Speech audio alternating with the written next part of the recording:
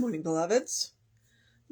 Actually, a little bit before 9 this morning, but it's for good reason. I have a doctor's appointment today. I have to go have a physical. So, yeah, that's where I'm at. And I also have a friend in surgery. So if you catch this, please treat. Everything, he's very healthy. The surgeon is very, very good. And so I'm sure everything will be fine. But, a little extra treatment, always helpful. So, especially for his wife while she worries. It doesn't matter how new thought we are. When somebody we love is going through something, then there's a little worry in there. So, but most of the time what we can do is turn that worry into, instead of worrying about all the things that could happen, we tell ourselves all the good things and turn that energy around. The interesting thing is worry can actually, if you use it correctly, worry can turn into a very positive force. It's like you're already using the time, use it positive. So, all right. And we have an excellent topic for today. In regards to that, it is July 14th. Our title is A Healing Treatment, and our author is Mary A. Tumpkin, and it is from Before You Pray, Forgive. So, and this is from 2005. So, a healing treatment. God, I feel like I've been hurt.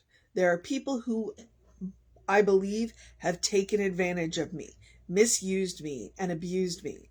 God, there is pain in my soul today. I don't want to remain in this condition. I have made a decision that I no longer want to be in pain. Help me. Help me to let this go. Help me to be free. I know today that if I don't free others, I cannot be free. God, the joy of my salvation and my wholeness, I know you hear me. I know you always hear me. Give me the strength that I need to let it all go because it is not worth it.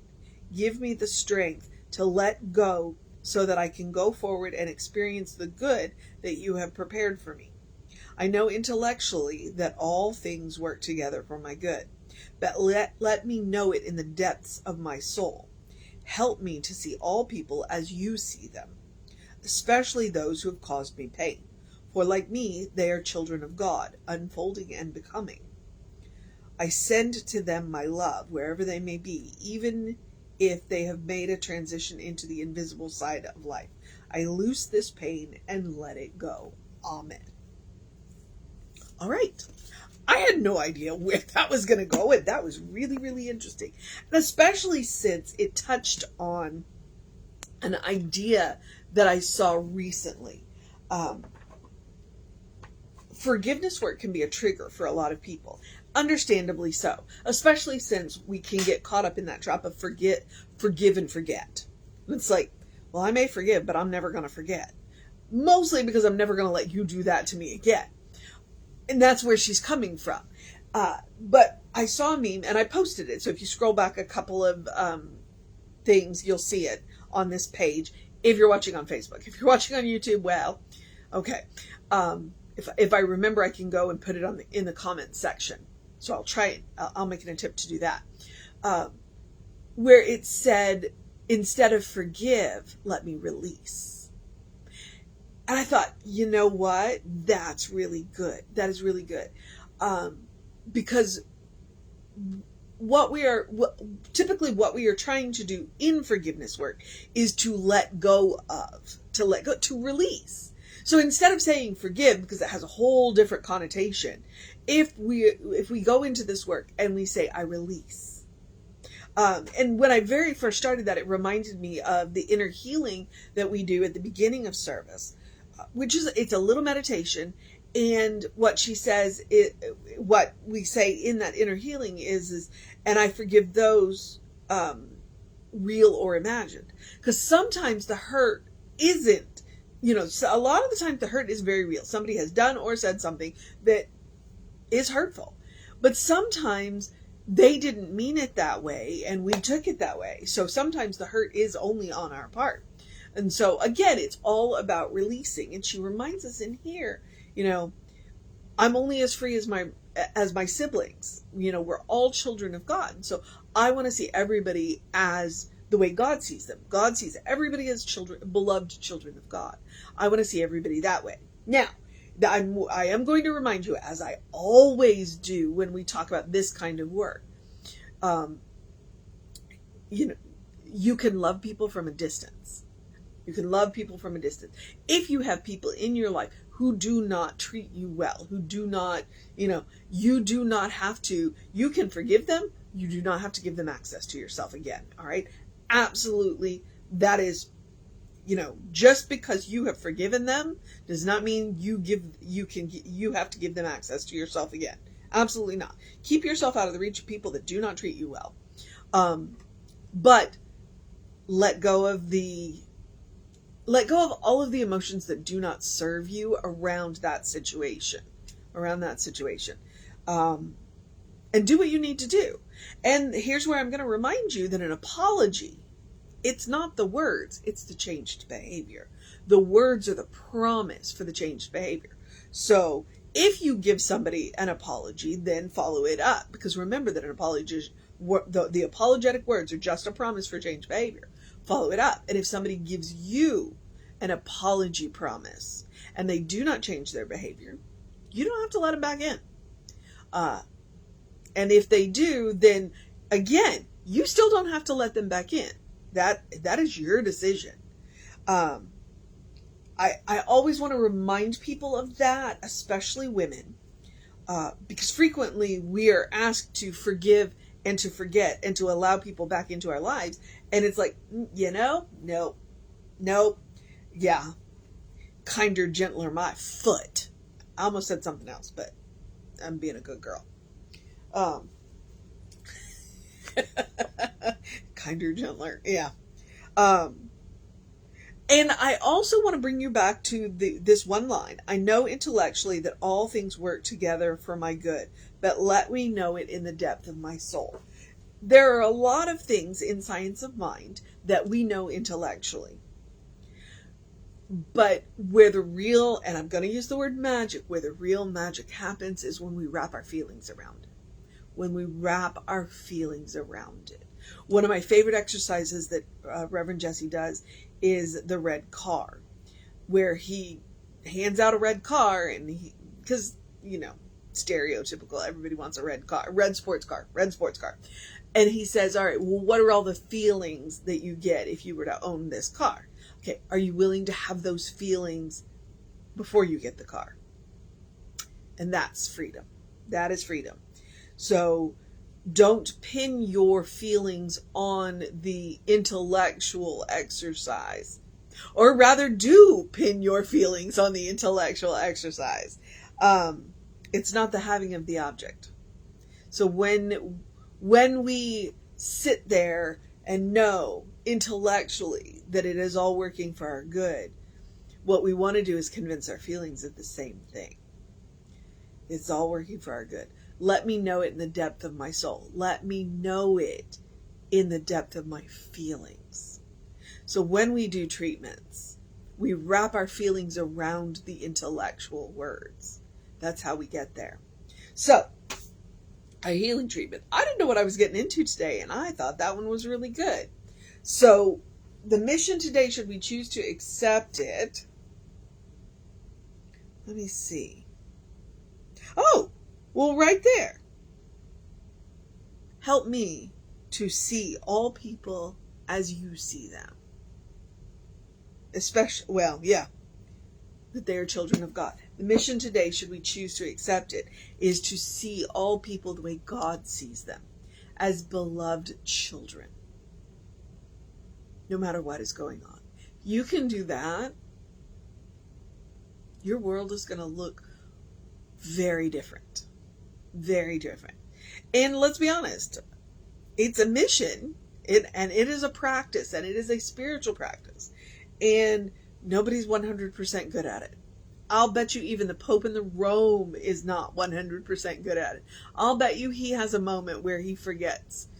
So That's the mission that we work on. It's the mission that we practice. If we don't do it 100% of the time, we don't beat ourselves up about it. What we do is we realign.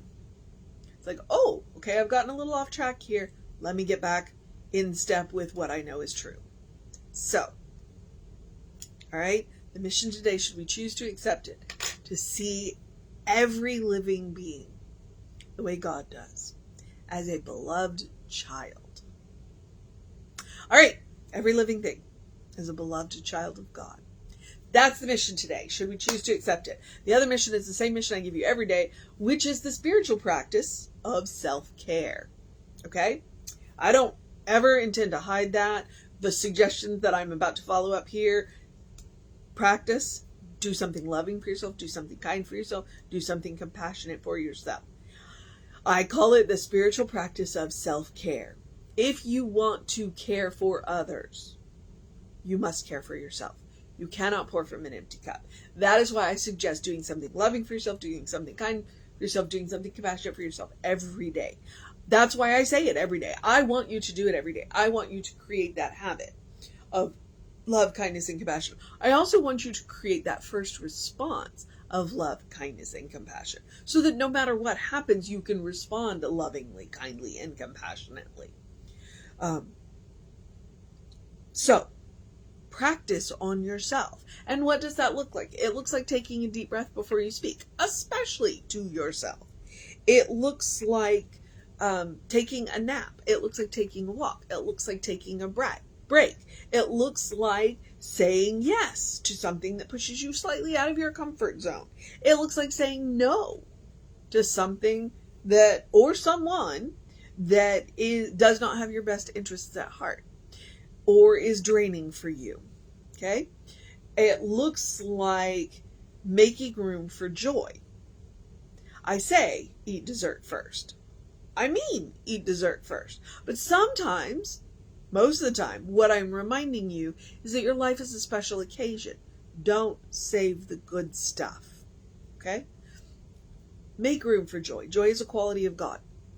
Make room in your life for joy. No matter what is going on in the world, you deserve joy. So, please do that. And love, kindness, and compassion. You deserve your own love. You deserve your own kindness. You deserve your own compassion. So, yes, you are your own best test subject. Yes, I'm encouraging you to create a habit. But most importantly, you deserve your own love. You deserve your own kindness. You deserve your own compassion. All right. The rest of the suggestions are the usual suggestions. Do something to engage your mind and your body, whatever that looks like for you. Drink plenty of water. I mean, I just glanced at one of my apps and it said that it's 86 degrees out there with it feels like of 101. It's 10 minutes after 9 in the morning.